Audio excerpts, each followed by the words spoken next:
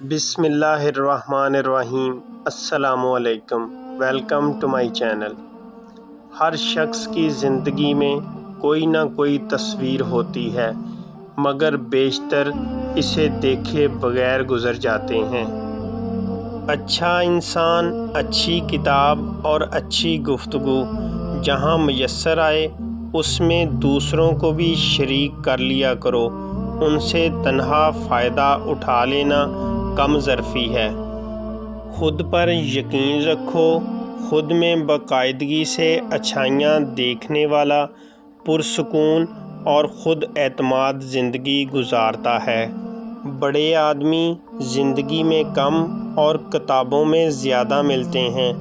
دراصل جرأت ایک کیفیت ہے اور قربانی اس کیفیت پر گواہی۔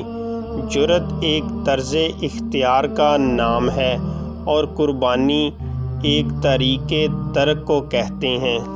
رزق ہی نہیں، کتابیں بھی ایسی ہوتی ہیں جن کے پڑھنے سے پرواز میں کوتاہی آ جاتی ہے۔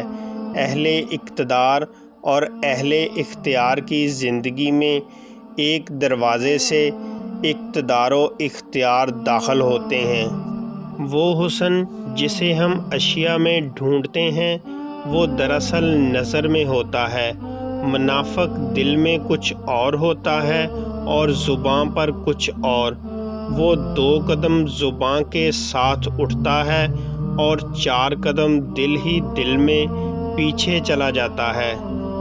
پہلے جھوٹ اور برائی کے لیے خلوت کا استعمال ہوتا تھا، اب نیکی اور راست گوئی کو صرف تنہائی راس آتی ہے۔ غلط گوئی اور برائی سرعام کی جاتی ہے۔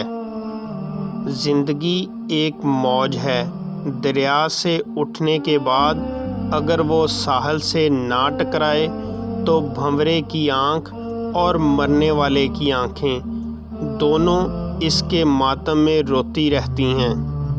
ویرانی کا رنگ ایک ہوتا ہے مگر ویرانے کی شکلیں بدلتی رہتی ہیں۔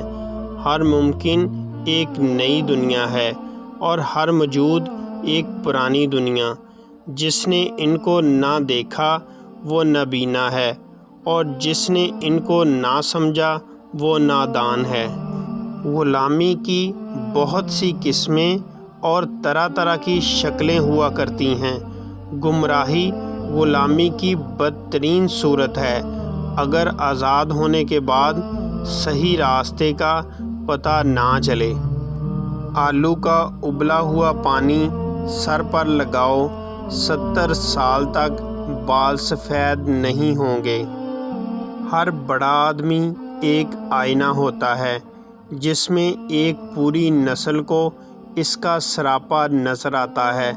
جب بچے سچ بولنا چھوڑ دیں تو قیامت آ جائے گی۔